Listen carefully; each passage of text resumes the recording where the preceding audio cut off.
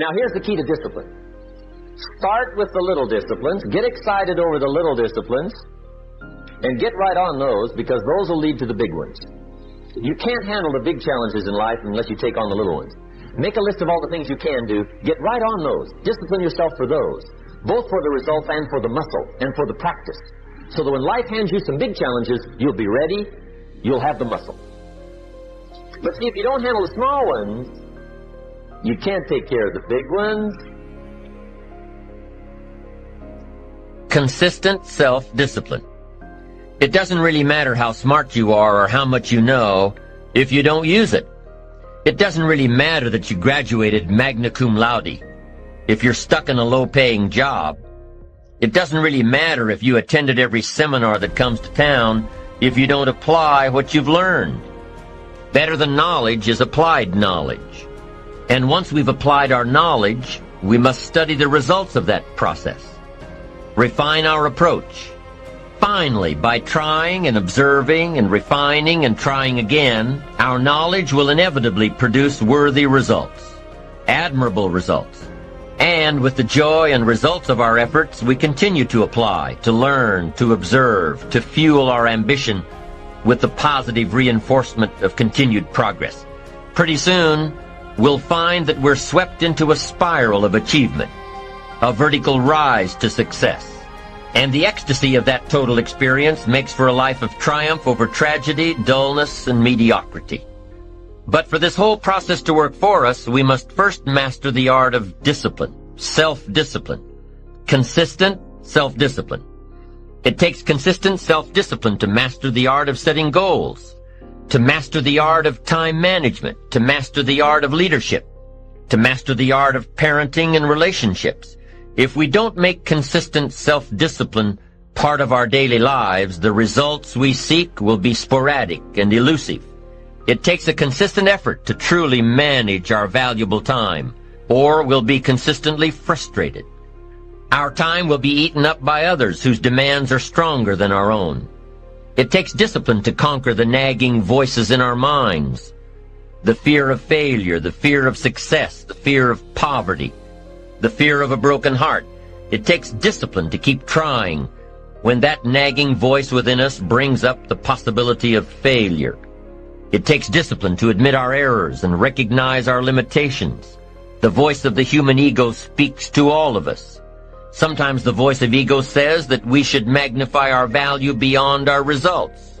It leads us to exaggerate, to not be totally honest.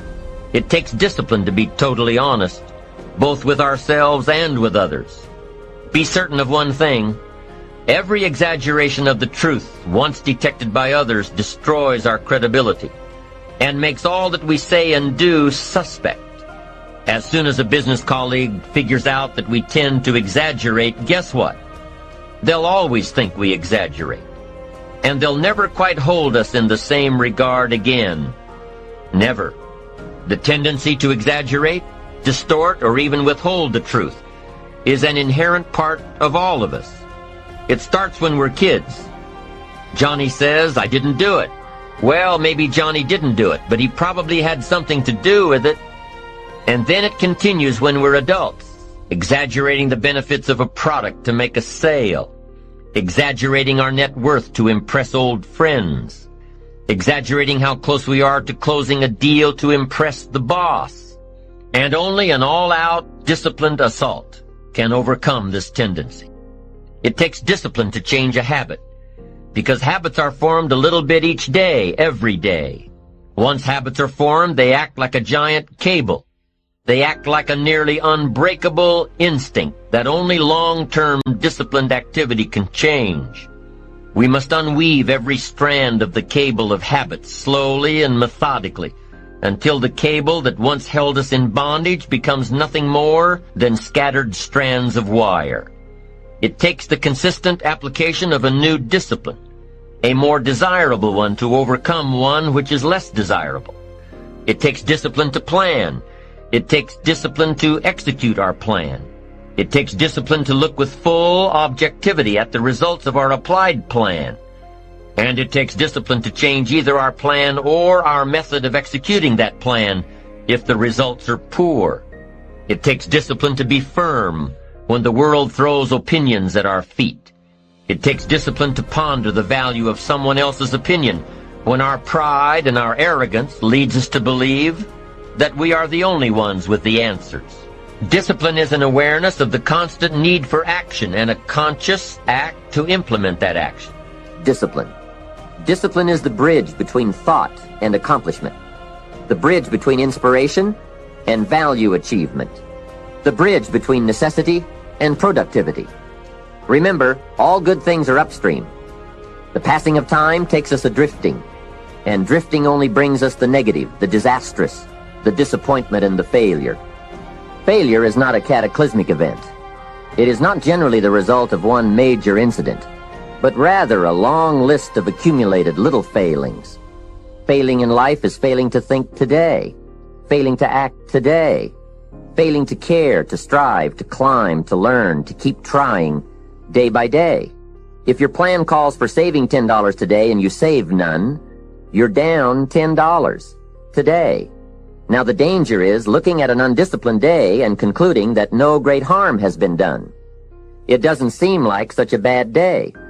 But add up these days to make a year, and then add up those years to make a lifetime, and perhaps you can now see how repeating today's small failures can easily turn your life into a major disaster. Success, on the other hand, is just the same process in reverse. Move up the savings numbers, you can see what a massive difference it could make in a year, and what wealth and accomplishment awaits for a lifetime. Discipline is like a set of magic keys that unlocks all the doors of wealth, happiness, sophistication, culture, high self-esteem, pride, joy, accomplishment, satisfaction, and success. The first key to discipline is awareness of the need for and the value of discipline, and especially the discipline to make the changes. What will it take? What must I do? And what must I become to get all I want from my life? The second key is the willingness. More than that, the eagerness to maintain your new discipline deliberately, wisely, consistently. And the third key to discipline is the commitment to master the circumstances of your daily life, to see and harness the opportunities to make something of the sun and the rain, the good as well as what comes in the guise of misfortune. Discipline does many things, but most important of all is what it does for you. It makes you feel better about yourself. Even the smallest discipline can have an incredible effect on your attitude. And the good feeling you get, that surging feeling of self-worth that comes from starting a new discipline, is almost as good as the feeling that comes from the accomplishment of the discipline. Second, a new discipline immediately alters your life direction. You don't change destinations immediately. That is yet to come. But you can change direction immediately, and direction is very important. Third, discipline cooperates with nature. Everything strives. It is a common life function. How tall will a tree grow? As tall as it can. Everything strives to become all it can possibly be, and that striving to become is what discipline is all about. Disciplining ourselves to fulfill our natural potential to become all that we can be. And finally, discipline attracts opportunity. Opportunity is always looking for ambition and skill in action. Discipline taps the unlimited power of commitment. The human will in action, driven by inspiration, enticed by desire, tempered by reason, guided by intelligence, can bring you to that high and lofty place called the good life. Discipline, those unique steps of intelligent thought and activity that put a lid on temper and a faucet on courtesy, that develop positive and control negative, that encourage success and deter failure, that design lifestyle and control frustration, that enhance health and curb sickness, that promote happiness and manage sadness. Discipline, the start and the continuing process that brings all good things. And remember, anyone can start the process. It's not if I could, I would. It's if I would, I could. If I will, I can. So start the new process. You can begin a new habit no matter how small it is. Small isn't important. Whether or not you start and whether or not you continue are all that is important. And don't be deluded by an affirmation. Only affirm what you are truly prepared to do. Many of us delude ourselves with our words into believing that we're making changes and making progress, when in fact our daily activity is taking us in the exact opposite direction of our affirmations. Why would you walk in the opposite direction of your dreams? The man dreams of wealth and walks daily towards certain financial disaster. The man wishes for happiness and thinks the thoughts and commits the acts that take him to certain despair. So to have a prosperous life, start a prosperity plan.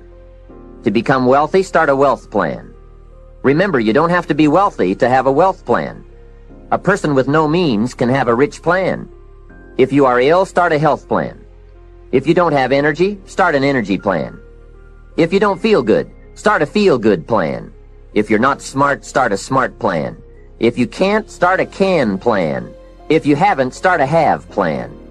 Anyone can.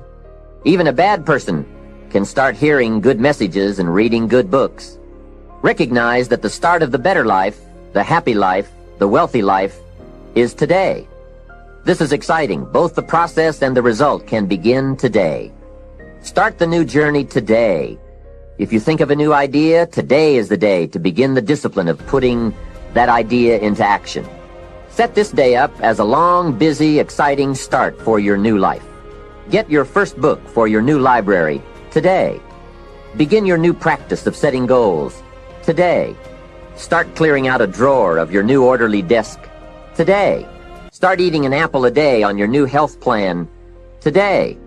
Put some money in your new investment for fortune account today. Start reading with intensity for your new wealth of mind plan today. Write a postponed letter today. Make a delayed telephone call today. Pick up your camera and take a picture of something to start your new treasury of photographs today. Get some momentum going on your new commitment to the better life. See how many activities you can pile on in this first day. Go all out. Break away from the negative downward pull of gravity. Start the thrusters going. Prove to yourself that waiting is over, hoping is past, and that faith and action have now taken charge. It's a new day, a new beginning for your new life. With discipline, you can't believe the list of positive moves you can make in the first day of your new beginning. What have you got to lose? Only the despair and fear and guilt of the past.